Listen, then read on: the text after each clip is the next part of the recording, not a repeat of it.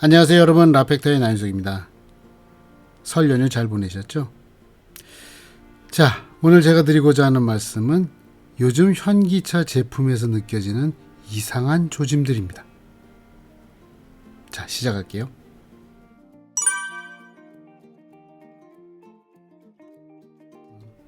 차를 시승을 했는데 시승기를 마무리하지 못했다. 그런 경우에는 뭔가 딱 떨어지는 것이 없었기 때문입니다. 제가 생각이 정리가 안 되는 경우도 있고, 뭔가 느꼈는데 그게 이유를 모르겠는 경우, 이걸 왜 이렇게 했을까? 이런 생각이 드는 경우입니다. 그러다가 보면은 자꾸 생각을 곱씹게 되고 좀 더 이렇게 생각을 많이 해보고, 아니면은 그 다음에 다른 차종을 또 시승을 하면서 비로소 결론에 도달하는 경우들이 많습니다. 이번 경우가 그렇습니다. 제가 오늘 다루고자 하는 차종은 대표적으로 최근에 페이스리프트 된 스포티지, 그리고 그 이전에 페이스리프트 되었던 기아 K8, 그리고 작년에 탔었던 투싼, 그리고 또 페이스리프트 모델이죠, 아이오닉 5, 그리고 최근에 시승했었던 신형 팰리세이드까지도 어쩌면 포함이 됩니다. 제가 오늘 다루고자 하는 이야기는 승차감 부분입니다. 제가 승차감 표현을 할 때 이런 표현을 씁니다. 이게 딱딱한 것과 굳은 것과 탄탄한 거는 다르다. 그런데 요즘에 현기차들을 타면서 느끼는 건데, 조금 불필요하게 딱딱해지는, 조금 불필요하게 굳어지는 느낌이 나기 시작을 했어요. 제가 투싼을 시승을 하고 난 다음에 저는 이 3세대 플랫폼을 사용한 투싼이 나왔을 때, 와, 이렇게 부드러운 승차감을 느낄 수 있다니 하면서 너무 좋아했었어요. 그리고 저희 집사람도 투싼의 승차감을 칭찬했었고요. 그런데 페이스리프트를 하면서 이게 차가 많이 좀 가벼워지고 딱딱해진 거예요. 그래서 이게 느낌이 옛날에 그 진득한 느낌이 아니다 라고 하면서 제가 좀 서운하다, 아쉽다라는 시승기를 만들었었습니다. 그리고 아이오닉 5도 페이스리프트 이후에 이건 너무 기아 EV6를 닮아가는 거 아니냐, 그러면은 두 차종의 변별력이 떨어지는 거 아니냐라는 이야기를 했었어요. 그러니까 왜냐하면 아이오닉 5 같은 경우에는 더 긴 휠 베이스, 그래서 실내 공간 따라서 좀 더 여유롭고 편안한 승차감을 가져가는 것이 자기의 컨셉에 맞는데, 물론 이게 조금 뒤가 많이 흔들리는 거 아니냐라는 피드백이 있어서 점점 더 조여왔던 얘기는 들었습니다만, 너무 EV6하고 비슷해지는 것 같아서, 그렇다고 하면 휠 베이스가 짧은 EV6가 훨씬 더 이러한 공식에는 유리한데, 이런 생각을 말씀드렸던 적이 있어요. 그리고 난 다음에 시승을 했던 게 기아 K8이었습니다. K8은 디자인도 확 바뀌었고 차도 안팎으로 젊어졌어요. 단정해졌고요. 그런데 승차감이 프리뷰 ECS를 썼는데 제 예상을 완전히 벗어났습니다. 처음 제가 이제 바퀴가 굴러가는 때의 느낌은 구름질감이 매끄러워졌구나, 좋다. 그런데 도로를 딱 나가는 순간 왜 이렇게 노면에 요차를 많이 읽지? 프리뷰 ECS를 썼는데도 이러지 왜? 되게 당황스러웠었어요. 그래서 나중에 시승을 하고 난 다음에 참 이 차를 뭐라고 얘기를 해야 될까 좀 정리가 되지 않았습니다. 인테리어가 젊어졌으니까 이걸 젊은 승차감이라고 얘기를 하면 될까? 그러다 보니까 제가 마지막으로 한마디로 정리를 하게 된 게 있었어요. 주변에서 K8 페이스리프트 되고 나서 어때요? 그러면 저는 이렇게 얘기했었습니다. 이제 K8은 K5 형이야. 그러니까 K5를 타던 사람이 이제 조금 자녀도 크고 사회적 지위도 조금 생겼어요. 그래서 차를 업그레이드 하고 싶은데 그랜저처럼 너무 물렁물렁하고 너무 그냥 뻔한 차는 선택하기 싫어요. 그리고 운전하는 재미도 갖고 싶고, 그럴 때 선택하는 게 K8이겠다. 저는 그렇게 정리를 했던 거였죠.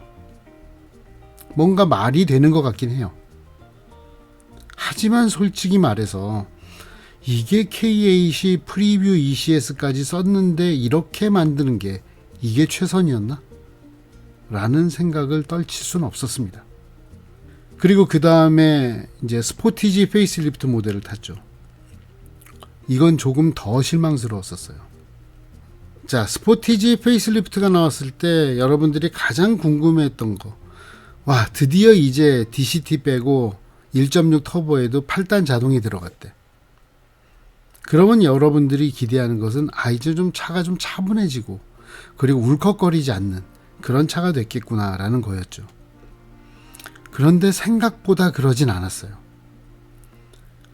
변속기 자체의 문제는 아닌데 딱 가속 페달을 밟으면 엔진이 웅 하고 좀 초기에 좀 오버 액션하는 거 있죠. 그러니까 몇 년 전, 한 10년 전에 현대차들이 이 가속 페달 반응을 괜히 과하게 해가지고 민첩한 것처럼 만들었던 그런 것처럼 조금 경박한 느낌이 났어요. 그리고 그 느낌이 서스펜션에서도 나는 거예요. 차가 노면 위를 그냥 다 싣고 가요. 그러니까 다 노면에 있는 요철을 다 전달을 해요. 근데 그게 뭐 그렇다고 스포츠카의 느낌도 아니고 불필요한 거예요. 그래서 딱딱하다 하다 뻑뻑하다라는 느낌이 든다라는 생각이 들었죠. 그리고 제가 근처에 있는 사람들이 저하고 얘기를 하다 보면 비슷한 느낌을 가진 사람들이 있어요. 그럴 때 저는 한마디로 정리를 할 수 있게 됐습니다. 차가 좀 경박해졌다. 그리고 가장 최근에 시승을 했었던 신형 팰리세이드. 이 차는 표면상으로 보여지는 디자인의 웅장함, 존재감 이런 거하고 그리고 프리뷰 ECS를 쓴 21인치의 조합이 저속에선 괜찮았는데 고속으로 가면은 뭔가 좀 뻣뻣해지는. 이게 이전에는 현대 기아 차들이 이러진 않았는데 뭔가 조금 밋밋한 느낌이 드는 거예요. 하여튼 제가 그래서 느낌이 깔끔하지 않다. 제 생각이 뭔가 뒤가 좀 찝찝한 게 남는다.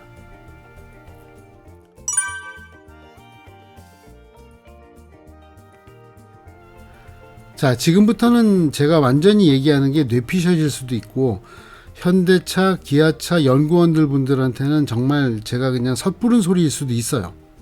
기분 나쁘실 수도 있고요. 억울하실 수도 있어요. 하지만 저는 느낀 대로 말씀을 드려야 되겠습니다. 자, 비어만 부사장님이 그만두셨죠. 이제 독일에서 고문으로 계시죠. 근데 비어만 부사장님이 우리나라에 오시면서 테스트 드라이버들 그리고 샤시 엔지니어들한테 정말 많은 기회를 주고 눈에 보이지 않는 개발 영역에 돈을 쓸 수 있고 시간을 쓸 수 있는 그러한 가치를 부여하셨어요. 그게 사실은 이제 이 샤시 세팅 이쪽이죠. 사실 그냥 차는 잘 굴러가고 멈춰야 될 때 멈추고 그리고 뭐 이런 회피 테스트 같은 이런 해야 되는 테스트를 통과하기만 하면 되거든요. 이 감성적인 만족도가 사실은 눈에 그렇게 보이지 않는 타깃이에요. 그런데 비어만 박사님이 오시고 난 다음에 현대차 그룹의 차들이 확실하게 뭔가 눈에 보이지 않는 질감이 올라간다. 손맛이 좋아진다. 노면을 잘 붙잡고 끈끈한 느낌도 생겼다. 그러다 보니까 나중에 N브랜드 같은 경우에는 유럽에 가서 도장 깨기도 하고 그리고 맞아. 그 전에 뭐 G70 그리고 스팅어 같은 차들도 나올 수 있었죠.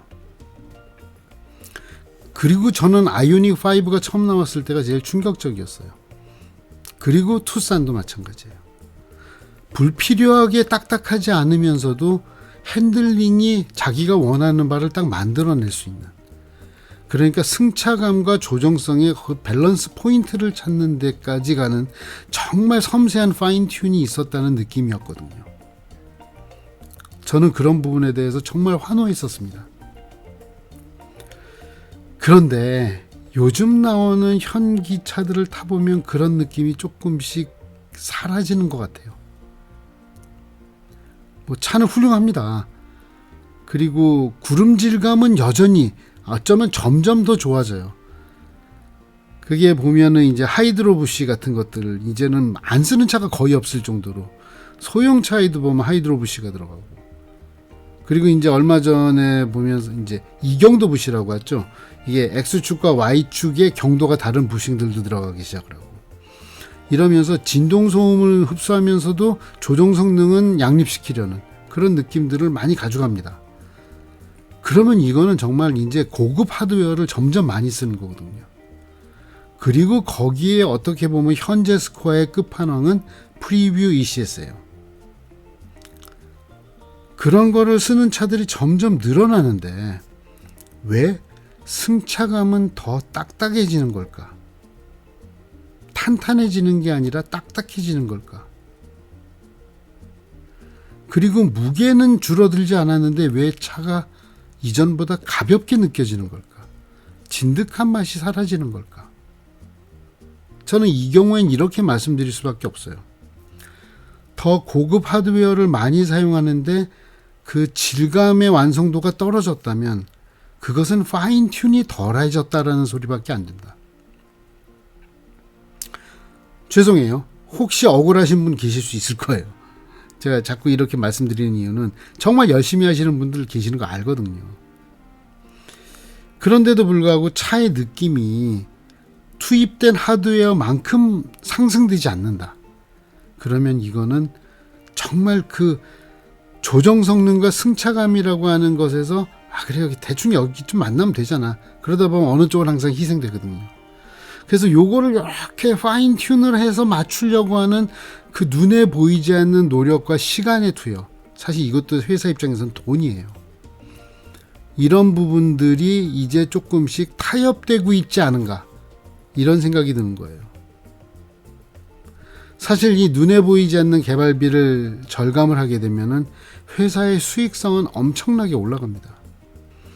그래서 저는 제가 이 이야기를 오늘 꼭 다루게 된 이유가 뭐냐면 혹시 요즘 자동차 회사들이 다 보면은 원가 절감이라는 것이 요즘 자동차 회사들을 확 휘감고 있는 세계적인 주제 중에 하나거든요. 당연히 뭐 전기차에 대한 투자 같은 걸 되게 많이 했고 자율주행차 투자도 많이 했는데 전기차 같은 경우에는 뭐 캐즘이라는 말로 이제 수요 둔화가 좀 와서 저는 캐즘이라고 생각진 않아요. 사실 경제 상황하고 더 연결된다고 생각을 하지. 어쨌든 투자는 많이 했는데 그게 수익으로 연결되는 거가 느려지고 뒤처지고 있어요. 그러면 당연히 다른 쪽에서 수익을 벌충을 해야 되니까 원가를 절감하게 됩니다. 이해는 돼요.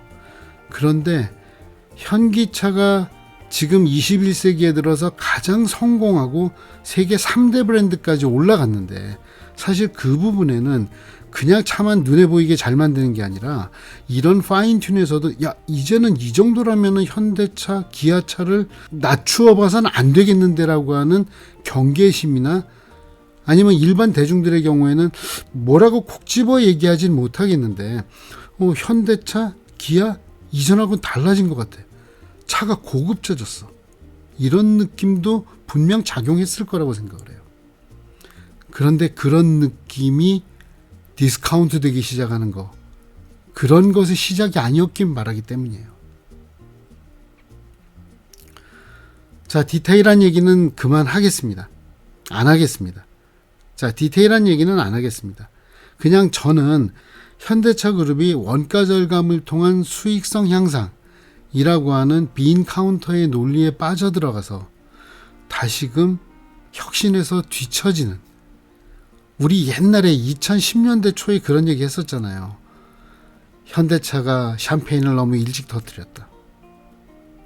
그리고 나서 사실은 정의선 회장님이 그 당시에 부회장일 때 보면 여러 가지 혁신을 가져오면서 회사를 좀 더 질적인 향상으로 가져가는, 그 와중에 외인 어벤져스들이 우리나라에 들어와서 회사의 내부 구조를 많이 바꾸는 그러한 과정이 있었잖아요.